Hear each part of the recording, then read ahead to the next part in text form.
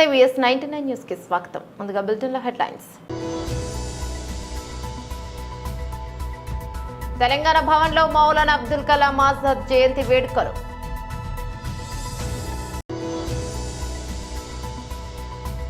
అసెంబ్లీలో బడ్జెట్ ప్రవేశపెడుతున్న ఆర్థిక మంత్రి పయ్యావుల కేశవ్.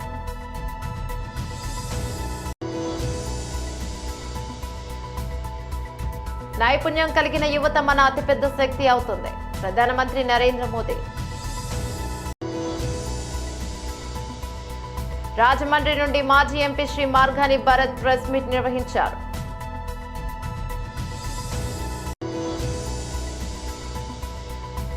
ఫోన్ ట్యాపింగ్ కేసులో కీలక పరిణామం, మాజీ ఎమ్మెల్యేకు నోటీసులు.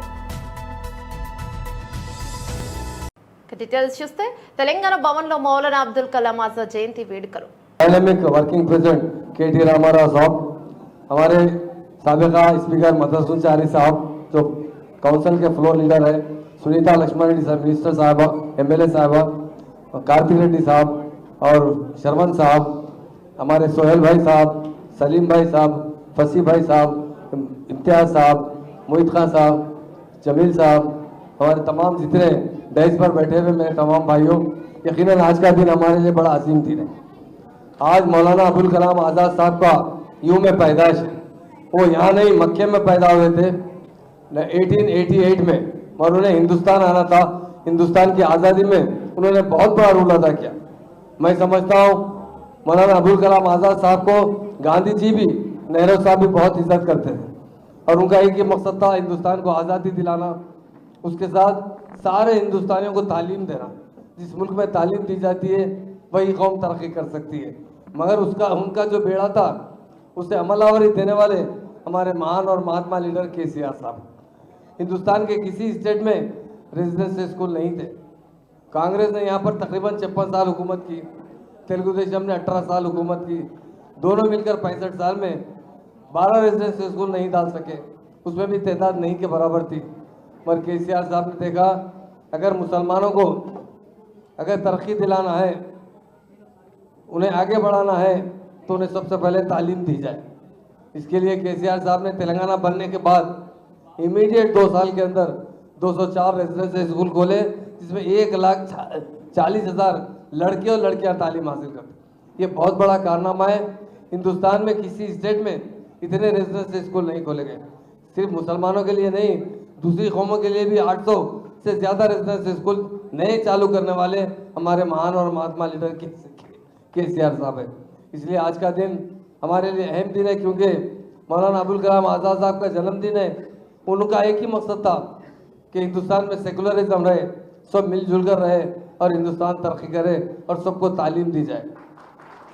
इतने साल के बाद जिस दिन तेलंगाना बना, तेलंगाना लाने वाले महात्मा लीडर KCR साहब ने बड़ी मेहनत कर तेलंगाना हासिल किया। तेलंगाना हासिल करने के बाद उन्होंने सबसे पहले सारे कौमों के लिए रेजिडेंशियल स्कूल खोले, और ख़ास तौर से माइनॉरिटीज़ के लिए, मुसलमानों के लिए टेमरीज जो स्कूल खोले गए थे, जिसमें 1,40,000 लड़के और लड़कियां तालीम हासिल करते हैं, उसमें 58,000 तो लड़कियां तालीम हासिल करती है। तालीम देना बहुत बड़ी बात है। उसका सेहरा हमारे महान और महात्मा लीडर KCR साहब के साथ जाता है, क्योंकि आप सब जानते हैं KT रामाराव साहब को भी जाना है, बहुत जल्दी है। इसलिए मैं एक ही बात कहना चाहता हूँ, अगर हिंदुस्तान में अगर कोई पार्टी है जो सारे कौमों को एक साथ मिला के रखना चाहती है, तरक्की देना चाहती है, तो BRS पार्टी। అసెంబ్లీలో బడ్జెట్ ప్రవేశపెడుతున్న ఆర్థిక మంత్రి పయ్యావుల కేశవ్. 2024-25 ఆర్థిక సంవత్సరానికి గాను మన రాష్ట్ర వార్షిక బడ్జెట్ను మీ అనుమతితో గౌరవ సభ ముందు ఉంచుతున్నాను అధ్యక్ష. ఈరోజు నేను ప్రవేశపెడుతున్న బడ్జెట్ ప్రతిపాదనల ప్రాముఖ్యత అంకెలకు మించినది. మన రాష్ట్రాన్ని కాపాడాలని అపూర్వమైన తీర్పునిచ్చిన ప్రజల సంకల్పానికి ఇది ప్రతిబింబం. ప్రభుత్వం ఏర్పడిన వెంటనే గత ప్రభుత్వ దుష్పరిపాలన వలన మన రాష్ట్రానికి జరిగిన నష్టాన్ని ప్రజలకు తెలియజేయడం మా ప్రభుత్వ నైతిక కర్తవ్యం. మా ప్రభుత్వం వెలువరించిన 7 శ్వేతపత్రాల ద్వారా ఇది జరిగింది. సమిష్టి అవగాహనకు అవసరమైన అంశాలపై బహిరంగ చర్చను ప్రోత్సహించడం, రాష్ట్ర పునర్నిర్మాణ ప్రక్రియలో మద్దతు కూడగట్టడం వీటి ఉద్దేశం. ఈరోజు మన రాష్ట్రం ఎదుర్కొంటున్న సవాళ్లు రాష్ట్ర ఆర్థిక వ్యవహారాల దుర్వినియోగం, రాష్ట్ర వనరుల మళ్లింపు, లోపభూయిష్టమైన ఎక్సైజ్ మరియు ఇసుక విధానాల వలన సహజ వనరుల దోపిడీ వలన రాష్ట్ర ఆదాయానికి గండిపడడం, ప్రభుత్వ పన్నులను దారి మళ్లించడం ద్వారా రాబోయే 25 సంవత్సరాల భవిష్యత్తు ఆదాయాన్ని గణనీయంగా తగ్గించడం, పరిమితికి మించి రుణాలను అధిక వడ్డీ రేట్లకు తీసుకోవడం, కేంద్ర ప్రభుత్వ మార్గదర్శకాలను ఉల్లంఘించి రుణాలను తీసుకోవడం, కేంద్ర ప్రాయోజిత పథకాల నిధుల మళ్లింపు, పిల్లల పౌష్టికాహారం కోసం చిక్కి వైద్య సామగ్రి వంటి ముఖ్యమైన పథకాలకు చెల్లింపులు నిలుపుదల, స్థానిక సంస్థల నిధుల మళ్లింపు, ఉద్యోగులకు పేరుకుపోయిన బకాయిలు, వివిధ పనులకు చెందినటువంటి బిల్లుల బకాయిలు, అన్ని ప్రాజెక్టులను స్తంభింపజేయడం ద్వారా నీటిపారుదల రంగం పతనం, ఇంధన రంగం విధ్వంసం, కొత్తగా బ్యాంకింగేతర ఆర్థిక సంస్థను ఏర్పాటు ద్వారా కార్పొరేషన్ల నిధుల మళ్లింపు పై పేర్కొన్న కారణాల వలన దేశంలో తొలిసారిగా ఆర్థిక గందరగోళ పరిస్థితులు ఎదురయ్యాయి. కంట్రోలర్ అండ్ ఆడిటర్ జనరల్ వారి నివేదికలో రాష్ట్ర ఆర్థిక పరిస్థితిపై ప్రతికూలంగా వ్యాఖ్యానించడం జరిగింది. నేడు రాష్ట్ర ఆర్థిక వ్యవస్థ పతనం అంచున ఉంది. మన రాష్ట్ర ఆర్థిక వ్యవస్థను పునఃప్రారంభించి రాష్ట్ర ప్రగతిని పునర్నిర్మించడం నేటి తరం చేతుల్లో ఉంది. గౌరవ ముఖ్యమంత్రి శ్రీ నారా చంద్రబాబు నాయుడు గారి ప్రేరణే మాకు చోదక శక్తి. ఈ సందర్భంగా వారి మాటలను ఉదహరించాలని అనుకుంటున్నాను. ప్రతి సంక్షోభాన్ని అంకిత భావంతో, సృజనాత్మకతతో, నిబద్ధత మరియు కృషితో అవకాశంగా మార్చుకోండి అని. మే 24 జూన్ నెలలో జరిగిన సార్వత్రిక మరియు రాష్ట్ర శాసనసభ ఎన్నికలలో మన రాష్ట్ర ప్రజలు మా సంకీర్ణ ప్రభుత్వానికి అపూర్వమైన తీర్పునిచ్చారు. 57% ఓట్లతో 175 సీట్లకు గాను 164 సీట్లు రావడం మాకు దక్కిన గౌరవం. అసాధారణమైన ఆధిక్యతతో 93% సీట్లని మేము గెలవగలిగాం. గత ప్రభుత్వ దుర్మార్గ పాలనకు వ్యతిరేకంగా ప్రజలు చేసిన విప్లవ ప్రకటన ఇది. ఇదే సమయంలో మా ఎన్డీఏ ప్రభుత్వానికి లభించిన అద్భుతమైన ఈ ఆధిక్యత గౌరవనీయ ముఖ్యమంత్రి శ్రీ నారా చంద్రబాబు నాయుడు గారు, గౌరవనీయ ఉప ముఖ్యమంత్రి శ్రీ కొణిదెల పవన్ కళ్యాణ్ గారు మరియు గౌరవనీయ భారత ప్రధానమంత్రి శ్రీ నరేంద్ర మోడీ గారి నాయకత్వం మరియు ప్రతిభపై ప్రజలకు ఉన్న నమ్మకానికి ఇది నిదర్శనం. నైపుణ్యం కలిగిన యువత మన అతిపెద్ద శక్తి అవుతుందని ప్రధానమంత్రి నరేంద్ర మోదీ అన్నారు. भगवान श्री स्वामीनारायण ने हमें बताया है कि बड़े लक्ष्य कठोर तप से हासिल होते हैं. उन्होंने हमें बताया राष्ट्र को निर्णायक दिशा दिखाने की क्षमता युवा मन में होती है. उन्होंने हमें सिखाया कि युवा राष्ट्र का निर्माण कर सकते हैं और करेंगे. इसके लिए हमें सशक्त, समर्थ और शिक्षित युवाओं का निर्माण करना होगा. विकसित भारत के लिए हमारे युवा सशक्त होने चाहिए. स्किल्ड युवा हमारी सबसे बड़ी ताकत बनेंगे. हमारे युवाओं की ग्लोबल डिमांड और बढ़ने वाली है. आज मैं विश्व के जिन जिन नेताओं से मिलता हूं, ज्यादातर नेताओं की अपेक्षा रहती है कि भारत के युवा, भारत का स्किल्ड मैन पावर, भारत के आईटी सेक्टर के नौजवान उनके देश जाएं, उनके देश में काम करें. पूरा विश्व भारत के युवाओं के सामर्थ्य से आकर्षित है. ये युवा देश ही नहीं बल्कि विश्व की जरूरतें भी पूरी करने के लिए तैयार होंगे. इस दिशा में भी हमारे प्रयास राष्ट्र निर्माण में बहुत सहायक होंगे. రాజమండ్రి నుండి మాజీ MP Shri Margani Bharat press meet నిర్వహించారు. ప్రజలకి మీరు పక్షాన నుంచుంటున్నారా? ఖచ్చితంగా ప్రతిపక్షం అన్నప్పుడు మేము ప్రజల పక్షాన నుంచుని గొంతెత్తుతామండి. తప్పే ఉందండి ఇందులో? మీరు సూపర్ 6 హామీలు అన్నారు, పిల్లలు స్కూల్స్కి వెళ్తున్నారు, అమ్మఒడి మేము గతంలో టైంకి జగనన్న డబ్బులు ఇచ్చేవాడు. మీరేదో తల్లికి వందనం అన్నారు, ఎక్కడ ఇస్తా ఉన్నారు? ప్రతి తల్లికి ఇస్తా అన్నారు. ఎంతమంది పిల్లలు ఉంటే అంతమంది పిల్లలకి ఇస్తా అన్నారు, మీరు ఇవ్వలేదు కదా. దాని గురించి మేము గొంతెత్తుతుంటే ఏం తప్పు ఉందండి? ఇప్పుడు కాలేజ్ పిల్లలు అందరూ కూడా డిగ్రీలకు కానీ లేకపోతే ఇంజనీరింగ్లు కానీ వివిధ కాలేజీల్లో ఆల్రెడీ వాళ్ళు రన్నింగ్ అకాడమిక్ ఇయర్ నడుస్తూ ఉంది. మరి వాళ్ళకి ఫీజులు కట్టాలి. గతంలో విద్యా దీవెన, వసతి దీవెన జగన్మోహన్ రెడ్డి గారు ఇచ్చేవారు, ముఖ్యమంత్రి కింద ఉన్నప్పుడు విడతల వారీగా ఇచ్చేవారు. మరి మీరు ఎందుకు చేయట్లేదు? దాని గురించి ప్రశ్నిస్తే జైల్లో పెడతారా? దేనికి జైల్లో పెడతారండి? ఎందుకు జైల్లో పెడతారండి? పాపం ఇంటూరు రవికిరణ్ అని చెప్పి ఆయన్ని మొత్తం ఆంధ్రప్రదేశ్లో ఎన్ని పోలీస్ స్టేషన్లు ఉంటాయో అన్ని పోలీస్ స్టేషన్లు తిప్పుతున్నారు. ఇప్పుడు రాజమండ్రి వచ్చారట, మేమందరం పరామర్శకు వెళ్తాం. అసలు మేము అడుగుతాం, అసలు రాజమండ్రి స్టేషన్లో ఉన్నారా? పాపం వాళ్ళు భార్యా పిల్లలు వాళ్ళందరూ కూడా పాపం తిరుగుతూ ఉన్నారు. మొత్తం అన్ని స్టేషన్లు, రాష్ట్రంలో ఎన్ని స్టేషన్లు ఉన్నాయో అన్ని స్టేషన్లు తిప్పుతున్నారు. అంటే దేనికి అని అడుగుతున్నా. ఇది ఏమన్నా ఉగ్రవాదా? సోషల్ మీడియాలో పోస్టులు పెడితే ప్రభుత్వం చేసే తప్పిదాల గురించి ప్రశ్నిస్తే గొంతు నొక్కుతారా? ఇదెక్కడ న్యాయం అండి?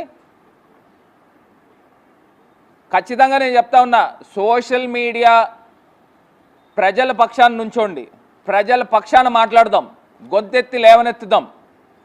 జగన్మోహన్ రెడ్డి గారు ప్రతి ఒక్కళ్ళని కూడా ఎవరైతే సోషల్ మీడియాలో అక్రమంగా కేసులు పెట్టారో వాళ్ళు ఎవరిని కూడా మర్చిపోరు.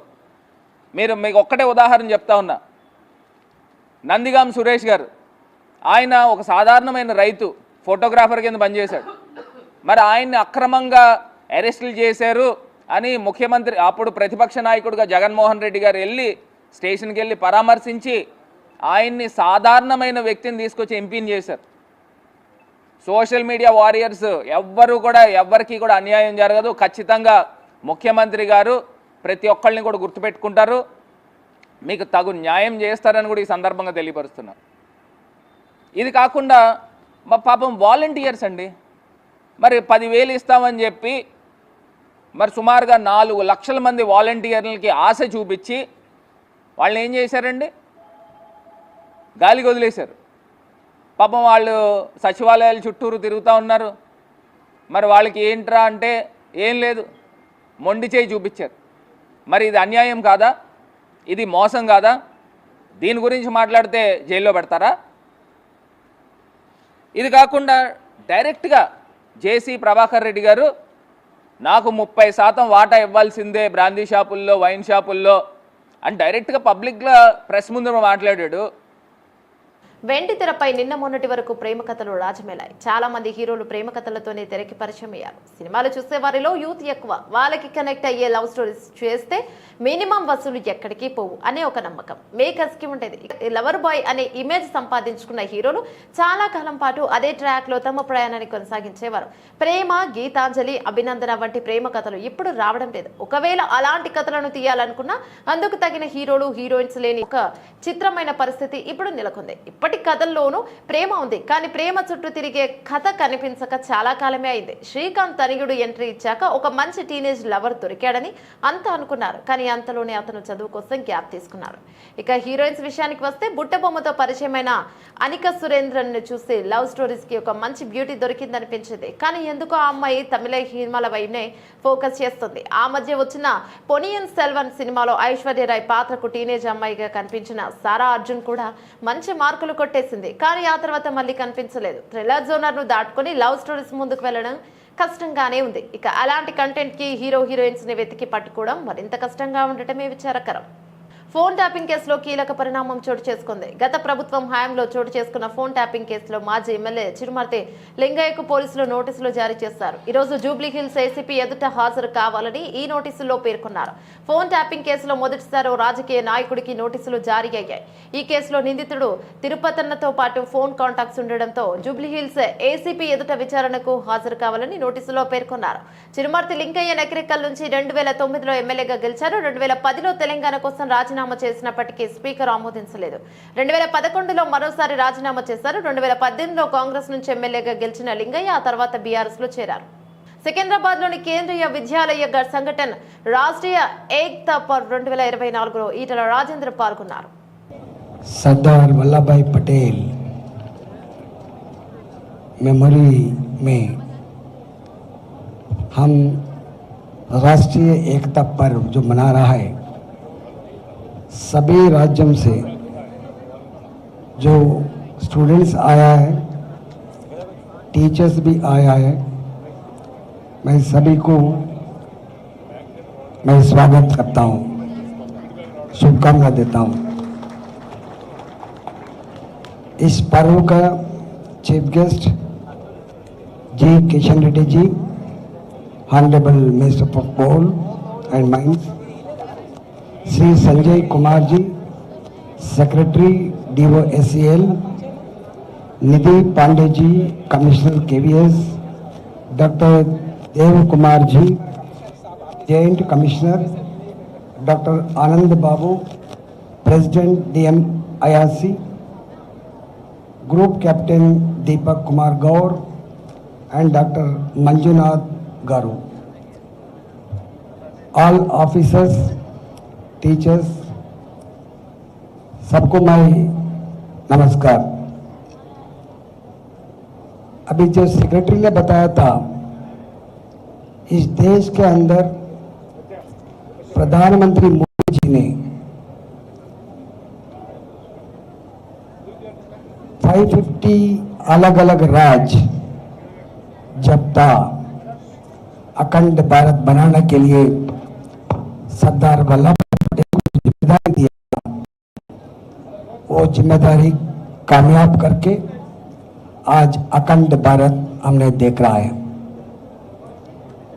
इससे पहले सेक्रेटरी जी ने बताया था कितने भाषा, कितने संस्कृति परंपरा,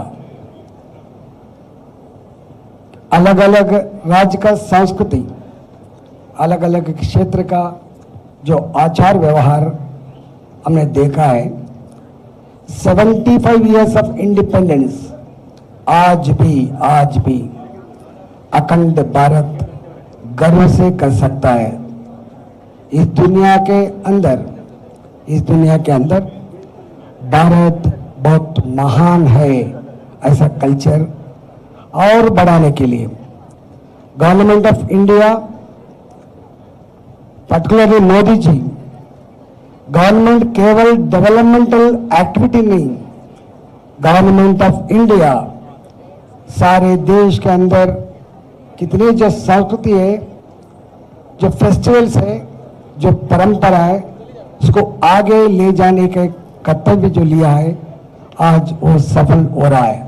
హలహర్వి మండలం విరుపాపురం గ్రామంలో బలగోటి బసవేశ్వర స్వామి ఆలయంలో నేడు గోపురం పై భాగాన కలశ ప్రతిష్టాపన మరియు ధ్వజస్తంభ ప్రతిష్ఠించడం కార్యక్రమానికి ముఖ్య అతిథులుగా ఆలూరు టీడీపీ ఇన్ఛార్జి వీరభద్రగౌడ్ మరియు పలువురు పీఠాధిపతులు ఈ కార్యక్రమంలో భాగస్వాములవడం జరిగింది. సందర్భంగా వీరభద్రగౌడ్ మాట్లాడుతూ విరపాపురం గ్రామ సమీపంలోని బొలగొట్టి గ్రామంలో వెలిసిన శ్రీ బసవేశ్వర స్వామి ఆలయంలో నేడు మంగళహారతి పూజా హోమం, కలశ త్రిపాష్టాటన, ధ్వజస్తంభ ప్రతిష్టాపన పీఠాధిపతుల సమక్షంలో వేద మంత్రాలు మధ్యన ప్రతిష్ఠించడం చాలా సంతోషంగా ఉందని, ఇది చాలా పురాతనమైన ఆలయమని, ఆలయ అభివృద్ధి కొరకు నా వంతు సహకారం ఎప్పుడు ఉంటుందని, ఈ బలగొట్టి బసవేశ్వర ఆలయం యొక్క ప్రత్యేకత ప్రతి సోమవారం ఎద్దులకు ప్రత్యేక పూజలు చేస్తారని, ఆ రోజున పొలం పనులకు ఎద్దులను తీసుకొని వెళ్లరని, వాటికి విశ్రాంతిస్తారని తెలిపారు.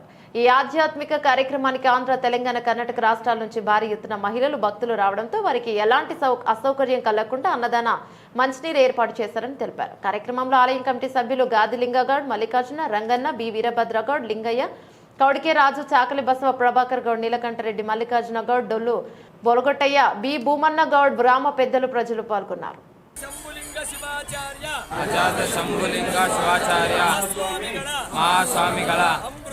అమృత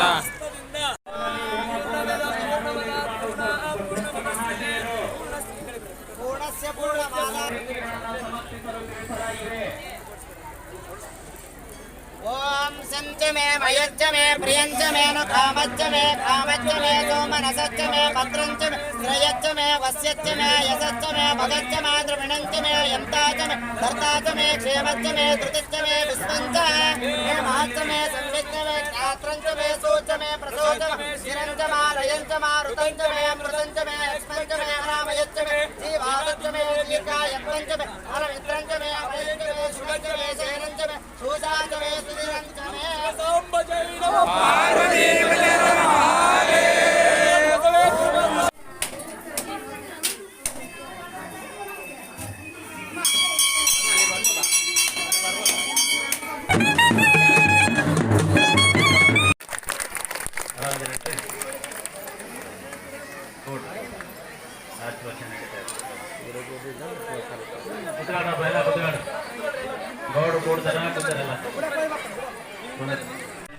ನೋಡ್ರಿ ಮತ್ತೆ ಈ ಕಾರ್ಯಕ್ರಮಕ್ಕೆ ಬಂದಂತ ಭಕ್ತಜನರಲ್ಲಿ ಸುತ್ತಮುತ್ತ ಗ್ರಾಮದಿಂದ ಬಂದಂತ ಭಕ್ತಜನ ಒಂದು ಪವಿತ್ರ ಎಂಬುದೊಂದಿರುತ್ತೆ. ಇದಕ್ಕೆ ನೀವೆಲ್ಲರೂ ದಯವಿಟ್ಟು ಆ ಗೌರವವನ್ನು ಕೋಳಬೆಟ್ಟು ಮತ್ತೆ ಅವರಲ್ಲಿ ತಲೆಮಾಗಿಸಿ ಇದನ್ನು ನಡೆಕೊಳ್ಳುತ್ತಾ ಮತ್ತೆ ಇಂಥ ಇತಿಹಾಸ ಗೋಪುರವನ್ನು ಕಟ್ಟಿದ್ದಾರೆ. ಅಲ್ಲಿ ಗ್ರಾಮಸ್ಥರು ಹೇಳ್ತೀನಿ, ಇಲ್ಲಿ ದಾರಿ ಬರ್ಲಿಕ್ಕೆ ಸಿಂಗಲ್ ವೇ ಇದೆ. ಜಗದಾದಿ ಜಗದ್ಗುರು ಪಂಚಾಚಾರ್ಯರಾಜಕಿ ಜೈ, ಶಟಸ್ಥಲ ಬ್ರಹ್ಮೇ ಚನ್ನವೀರ ಶಿವಾಚಾರ್ಯರಾಜಕಿ ಜೈ. ತಥಾಸ್ತು. ಎಲ್ಲ ಕಡೆ ನೋಡ್ರಿ ದಯವಿಟ್ಟು.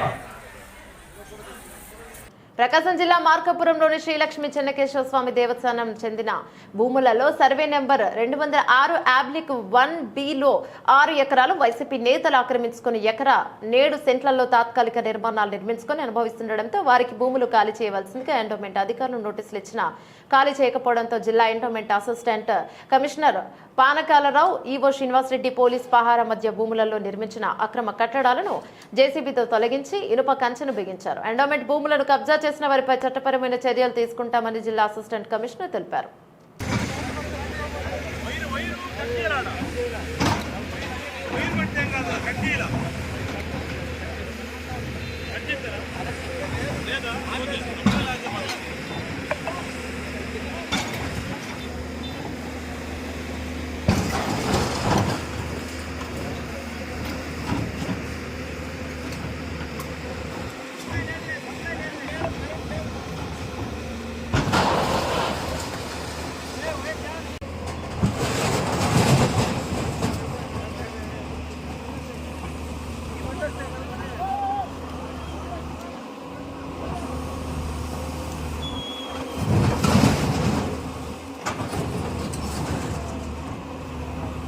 అవి తీసేసేయండి. అందులో ఈ లారీలో మొత్తం బయట పెట్టమను.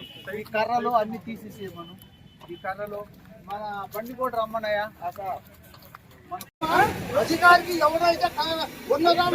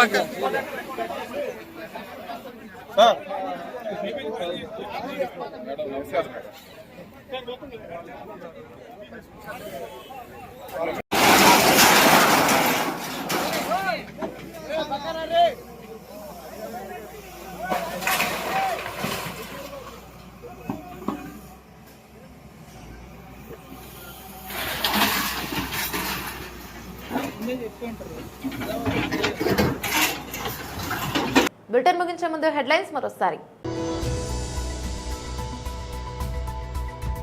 తెలంగాణ భవన్లో మౌలానా అబ్దుల్ కలాం ఆజాద్ జయంతి వేడుకలు.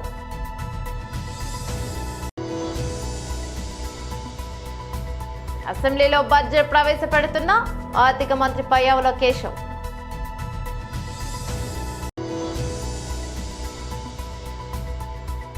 నైపుణ్యం కలిగిన యువత మన అతిపెద్ద శక్తి అవుతుంది, ప్రధానమంత్రి నరేంద్ర మోదీ.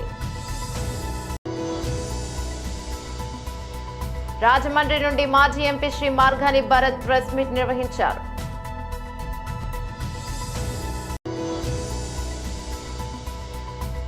ఫోన్ ట్యాపింగ్ కేసులో కీలక పరిణామం, మాజీ ఎమ్మెల్యేకు నోటీసులు. ఇవి బులెటిన్లోని అప్డేట్స్. మరో బులెటిన్లో మళ్ళీ కలుసుకుందాం. అంతవరకు సెలవు, నమస్తే.